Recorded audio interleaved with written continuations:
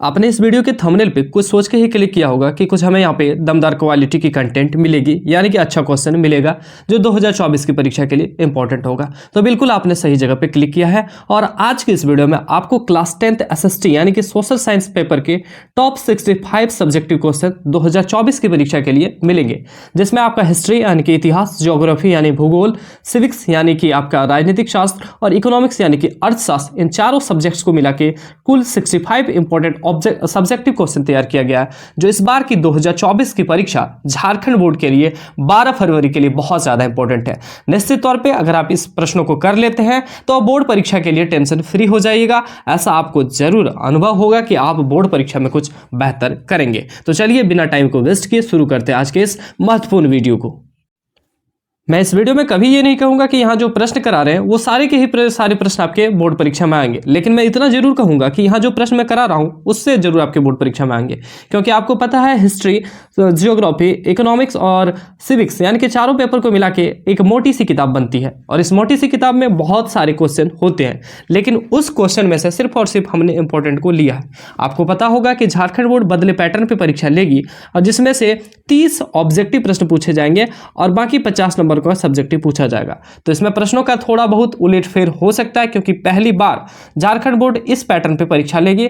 जिस तरह से क्लास 12 के एग्जाम में, इंग्लिश के एग्जाम में पैटर्न को लेकर कुछ बदलाव देखने को मिला है, हो सकता है आपकी भी परीक्षा में ऐसे बदलाव हो सके और क्वेश्चन के थोड़ी बहुत उलटफेर हो पाए, लेकिन जरूरी नहीं है कि ऐसा ही होगा। हाँ, हमें जहां तक उम्मीद है कि जितना क्वेश्चन हम आपको करा रहे हैं इससे बहुत सारे प्रश्न आएंगे। तो इस वीडियो को ध्यान से देखिएगा और सारे ही प्रश्न आपको करके ही जाना है, तभी आपको फायदा होगा। तो चलिए शुरू करते हैं। सबसे पहले हम इतिहास के क्वेश्चन को देखते हैं, जिसमें से हमने महत्वपूर्ण प्रश्नों को सिलेक्ट किया है। सबसे पहला हमारा इतिहास का प्रश्न है कि यंग इटली की स्थापना किसने और कब की। बहुत ही ज्यादा इंपॉर्टेंट प्रश्न है। हालांकि यहाँ पे जितने भी प्रश्न हैं सारे के सारे इंपॉर्टेंट हैं, लेकिन फिर भी आप कोशिश कीजिएगा जिस प्रश्न को हम ज्यादा इंपॉर्टेंट बोलते हैं उसे तो कर ही लीजिए, ठीक है। अगला प्रश्न है, गांधी जी ने असहयोग आंदोलन को वापस लेने का फैसला क्यों लिया। यह भी बहुत ज्यादा इंपॉर्टेंट प्रश्न है।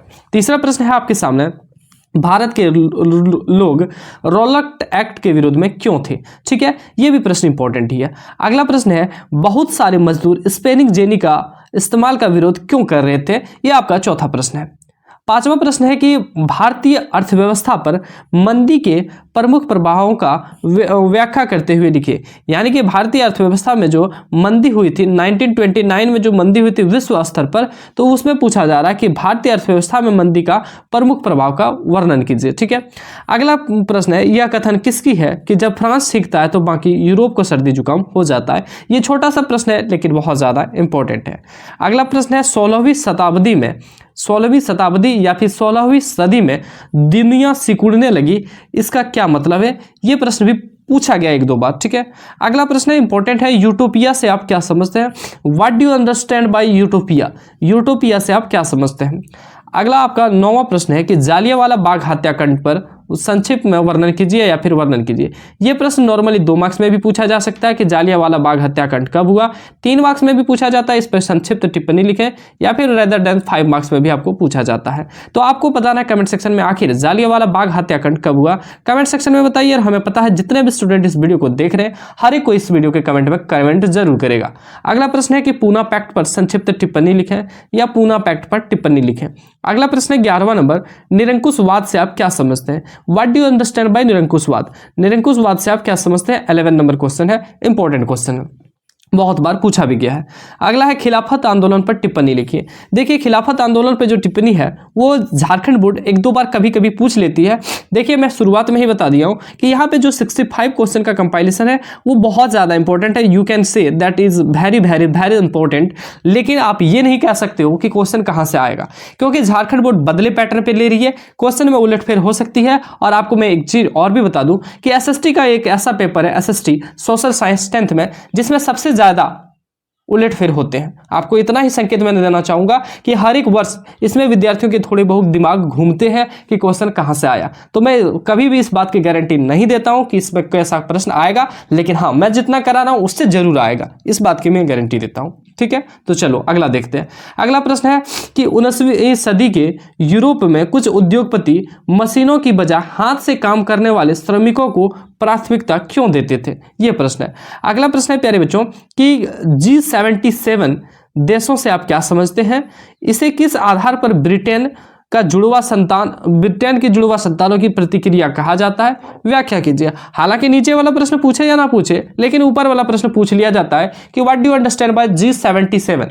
G77 से आप क्या समझते हैं, या G77 देशों से आप क्या समझते हैं? अगला प्रश्न है आपके सामने, दांडी यात्रा से आप क्या समझते हैं? ये क्वेश्चन इंपॉर्टेंट है। दांडी यात्रा से क्या समझते हैं, इंपॉर्टेंट है। और चाहे तो आप इसका डेट या फिर ईयर कमेंट सेक्शन में बता सकते हैं कि आखिर दांडी यात्रा कब हुई थी। अगला प्रश्न है कि महामंदी के कारणों का व्याख्या करें। ये इंपॉर्टेंट क्वेश्चन है। अगला है सूरत बंदरगाह 18वीं सदी के अंत तक हाशिए पर पहुंच गया, कारणों की व्याख्या कीजिए। ये जनरली 5 मार्क्स में पूछा जाता है। अगला है इटली के एकीकरण पर संक्षिप्त टिप्पणी या संक्षिप्त वर्णन करें, 3 मार्क्स में पूछा जाता है, इंपॉर्टेंट है। अगला प्रश्न है प्यारे बच्चों 21वां नंबर, वीटो से क्या तात्पर्य है? वीटो से क्या तात्पर्य है, इंपॉर्टेंट प्रश्न है, पूछा भी जाता है। अगला है प्रथम विश्व युद्ध के समय भारत का औद्योगिक उत्पादन क्यों बढ़ने लगा? ये बहुत ज्यादा इंपॉर्टेंट है कि आखिर क्यों प्रथम विश्व युद्ध के समय भारत का औद्योगिक जो उत्पादन है वो बढ़ने लगा। लेकिन 21वां नंबर जो प्रश्न है वो भी इंपॉर्टेंट है। इंपॉर्टेंट इसलिए है क्योंकि ये आपका 2 मार्क्स में पूछा जाएगा, और 2 मार्क्स का इस बार क्वेश्चन 5 या 6 क्वेश्चन पूछा जा रहा है, 6 क्वेश्चन, ठीक है, तो इंपॉर्टेंट है। अगला है ओटोमन साम्राज्य से आप क्या समझते हैं, या फिर ओटोन साम्राज्य से क्या समझते हैं? हालांकि ये जनरली जो क्वेश्चन पूछा जाता है वो पूछा जाता है ओटोमन साम्राज्य क्या है, या साम्राज्य से आप क्या समझते हैं। ये प्रश्न भी आपके 2 मार्क्स में ही पूछे जाएंगे, ठीक है। अगला है गिरमिटिया मजदूर के बारे में बताइए। ये प्रश्न 3 मार्क्स में पूछे जाएंगे। गिरमिटिया मजदूर के बारे में आपको बताना है, ठीक है, इंपॉर्टेंट है। अगला है सविनय अवज्ञा आंदोलन में भारतीयों के विभिन्न वर्णों और समूहों ने क्यों हिस्सा लिया? ठीक है, ये प्रश्न है, ये भी पूछ लिया जाता है। अगला प्रश्न है 27वां नंबर, 18वीं सदी के मध्य से लंदन की आबादी क्यों फैलने लगी? ये सब देखिए प्रश्न जो हम इंपॉर्टेंट नहीं बताते, जो बोलते हैं पूछ लिया जाता है, वो जनरली कभी कभी पूछा जाता है, 5 मार्क्स में पूछा जाता है। ये सब क्वेश्चन बोर्ड एग्जाम में 1-2 बार कभी कभी मतलब पूछ लिया जाता है। हर एक साल आपको बता दें कि एसएसटी के एक ऐसा पेपर है जिसमें हर एक वर्ष नए पैटर्न का जनरेशन होता है। जैसे आपका साइंस, हिंदी और इंग्लिश, ये सब में ज़्यादा प्रश्न नहीं जनरेट होता, नया प्रश्न नहीं पनपता है। लेकिन एसएसटी का जो पेपर है उसमें हर एक वर्ष कई पैटर्न पे कई नए नए सवाल पनपते रहते हैं, नया नया सवाल पैदा होते रहता है। तो उसमें आपको दिक्कतें तो होगी, और आपको नहीं, हर एक स्टूडेंट को दिक्कतें होगी, तो आपको टेंशन नहीं लेना। जो इंपॉर्टेंट है उसको तो आपको करके जाना है। फिर अगला क्वेश्चन 27वां नंबर, मार्टिन लूथर कैसे मुद्रण के पक्ष में था? इंडो चाइना किन किन देशों से मिलकर बना है? ये अलग क्वेश्चन है, ये अलग क्वेश्चन। इंडो चाइना किन किन देशों से मिलकर बना है, ये क्वेश्चन इंपॉर्टेंट है। लेकिन मार्टिन लूथर ये शायद उतना इंपॉर्टेंट नहीं है, ठीक है। साइमन कमीशन पर संक्षिप्त टिप्पणी लिखें, ये क्वेश्चन इंपॉर्टेंट है, 3 मार्क्स और 5 मार्क्स में जनरली पूछा जाता है। तो इस तरह से आपने 28 या फिर 29 क्वेश्चन आप कह सकते हैं कि देखा जो इंपॉर्टेंट है। लेकिन 28 या 29 क्वेश्चन में लगभग आप ये अनुमान लगा सकते हैं कि 15 क्वेश्चन जो हमने बहुत ज्यादा बताया वो इंपॉर्टेंट है। अगर आप 28 या 9 क्वेश्चन नहीं कर पाते तो 15 क्वेश्चन को कर लीजिए, जो कि सफिशिएंट होगा आपके लिए। अगला प्रश्न है ज्योग्राफी से। ज्योग्राफी मतलब होता है भूगोल। भूगोल तो आपने पढ़ा ही होगा, और भूगोल इंटरेस्टिंग सब्जेक्ट भी है। बहुत लोगों को भूगोल थोड़ा बोरिंग लगता है, लेकिन भूगोल में बहुत ही सवाल कम बदलते रहते हैं। यानी कि आप कह सकते हैं कि भूगोल जो क्वेश्चन है वो लगभग सेम हर वर्ष रहता है, और उम्मीद है इस वर्ष भी जो हम करा रहे हैं उससे आपके प्रश्न देखने को मिले। तो सबसे पहला प्रश्न है, सामीप्यता के आधार पर संसाधन का वर्गीकरण करें, कि आखिर सामीप्यता के आधार पर संसाधन कौन कौन से होते हैं, उसका वर्गीकरण करें। आपको पता होगा कि 2 होते हैं, 2 जो होते हैं संसाधन होते हैं, उसी का आपको वर्गीकरण करना है, बताना है कि पहला में क्या आता है, दूसरा में क्या आता है, इसके 1-2 पॉइंट लिख देना है। अगर क्वेश्चन 2 मार्क्स में पूछा जाता है तो आपको बता देना, वर्गीकरण कर देना है, और बता देना है कि सामीप्यता के आधार पर जो पहला संसाधन उसका डेफिनेशन, दूसरा संसाधन उसका डेफिनेशन, ठीक है, 2 मार्क्स में। 3 मार्क्स में पूछे तो एक आप उदाहरण भी अटैच कर सकते हैं, बाकी कुछ भी आपको करने की जरूरत नहीं है। तो ये इंपॉर्टेंट क्वेश्चन है, ठीक है। अगला प्रश्न है, चावल की खेती के लिए उपयुक्त भौगोलिक परिस्थितियों का वर्णन करें। चावल की खेती पूछ लिया जाता है, चाय की खेती पूछ लिया जाता है, गेहूं की खेती पूछ लिया जाता है, और गन्ना की खेती। 4 चीज पूछा जाता है यहाँ पे झारखंड बोर्ड में, ठीक है। चावल, चाय, गेहूं, गन्ना, तो ये चारों आपको करके जाना है। लेकिन चारों आपको करना कैसे है, तो सबसे पहले देखिए, इस क्वेश्चन को करने के लिए आपको सबसे पहले एक तो वर्षा, सबसे पहले फोकस करना है कि चावल की खेती के लिए निम्न भौगोलिक परिस्थितियां हैं। सबसे पहले आपको वर्षा लिखना है कि कितना वर्षा चाहिए, ठीक है, पॉइंट बना के लिखना है। फिर लिखना तापमान कितना से कितना डिग्री तापमान चाहिए। फिर आपको मिट्टी बताने की आखिर कैसे मिट्टी में ये होता है, ये लिखना है। और चौथा पॉइंट आपको लिख देना है कि भारत में इसके अग्रणी राज्य कौन कौन है, किस राज्य में किसका उत्पादन होता है। बस ये 4 पॉइंट आपको लिखना है। आसानी से तापमान तो थोड़ा सा एक वर्षा के बारे में 2 लाइन लिखना है कि इतना से इतना सेंटीमीटर वर्षा की जरूरत होती है। इससे कम वर्षा वाले क्षेत्र में इसे सिंचाई की मदद से उपज किया जाता है। तापमान बोल सकते हैं कि उच्चतम पैदावार के लिए चावल का जो तापमान है, चावल की खेती के लिए तापमान जो सफिशियंट होता है वो आप लिख सकते हैं। कौन सी मिट्टी का सही मतलब पैदावार होता है वो लिख देना है, और कौन से 1-2 राज्य है जिसमें चावल की खेती भारत में अधिक की जाती है।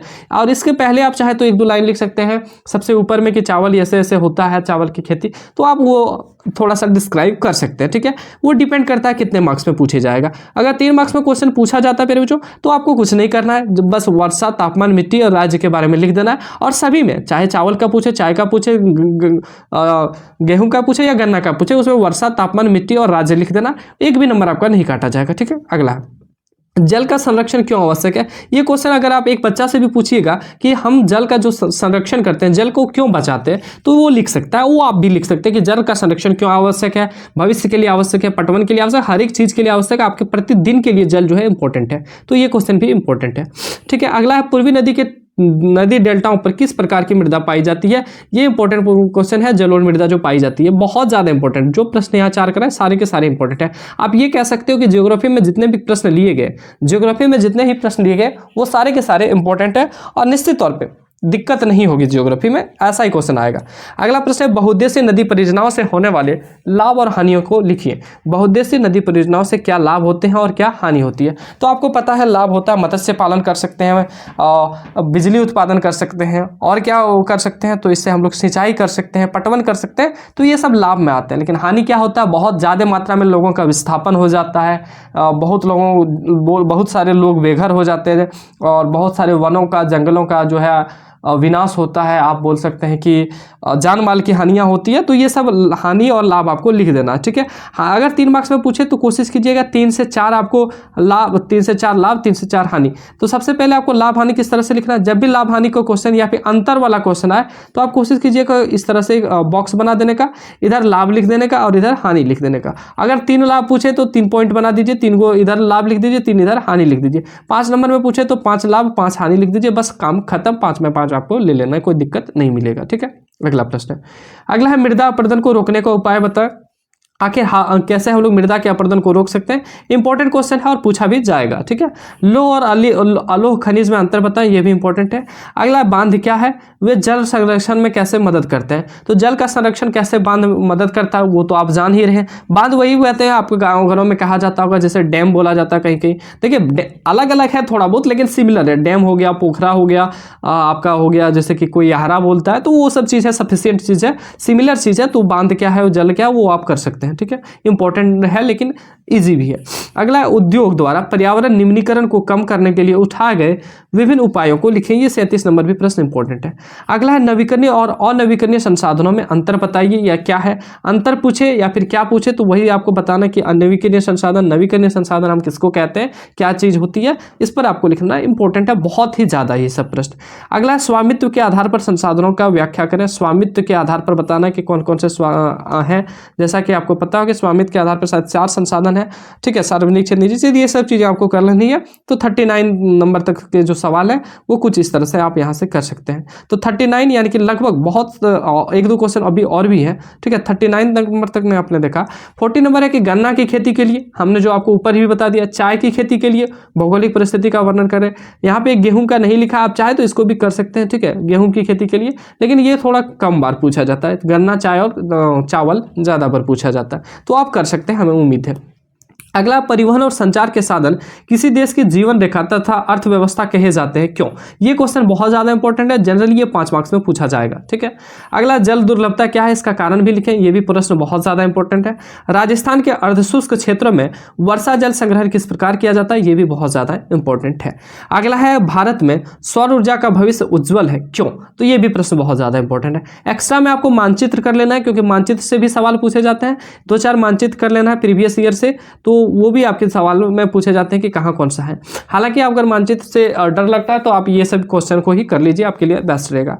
तो प्यारे बच्चों, आपने यहाँ तक 45 प्रश्नों को देखा, यानी कि कुल मिला के आप बोल रहे तो 28 प्रश्न हमने देखा था। किसका?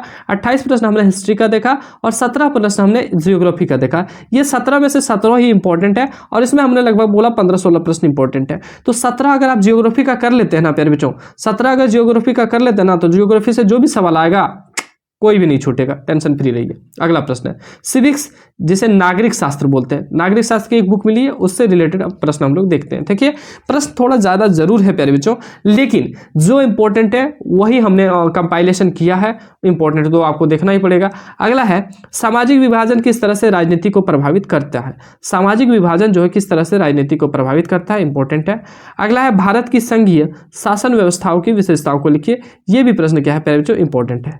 अगला है किसी भी राजनीतिक दल के क्या गुण होते हैं। अगर 3 मार्क्स में पूछे 3 गुण लिखिए, 5 मार्क्स में पूछे 5 गुण लिखिए। अगला है लोकतंत्र किस तरह उत्तरदायी, जिम्मेवार और वैध सरकार का गठन करता है, अथवा भारत में लोकतांत्रिक अधिकारों की चर्चा करें। यह भी इंपॉर्टेंट है, यानी कि यहाँ तक जो प्रश्न देखे सारे इंपॉर्टेंट है। दबाव समूह और राजनीतिक दल में अंतर लिखे। 3 अंतर लिखना, 3 क्वेश्चन मार्क्स में पूछेगा, 5 अंतर लिखना, 5 मार्क्स में पूछेगा। अंतर जब भी ये सब क्वेश्चन को लिखे तो आप एक अंतर परिभाषा में अंतर बना सकते हैं। पहला अंतर तो आप बोल सकते हैं कि इसके परिभाषा अलग अलग है, उसके बाद जो अंतर मेन है उसको लिख सकते हैं। ठीक है, राजनीतिक दलों के सामने क्या क्या चुनौतियां हैं, ये भी इंपॉर्टेंट है। बेल्जियम में सत्ता की साझेदारी की व्यवस्था पे चर्चा करें, ये भी प्रश्न इंपॉर्टेंट है। यानी कि सिविक्स में भी जो प्रश्न लिए गए वो इंपॉर्टेंट, क्योंकि इसमें बहुत कम प्रश्न लिया गया। अगला है लोकतंत्र की सबसे अच्छा शासन व्यवस्था क्यों कहा जाता है, ये भी इंपॉर्टेंट है। भारत में गरीबी का मुख्य कारण क्या है, और लोकतंत्र में सभी नागरिकों को एक वोट देने का अधिकार है, तर्क दें।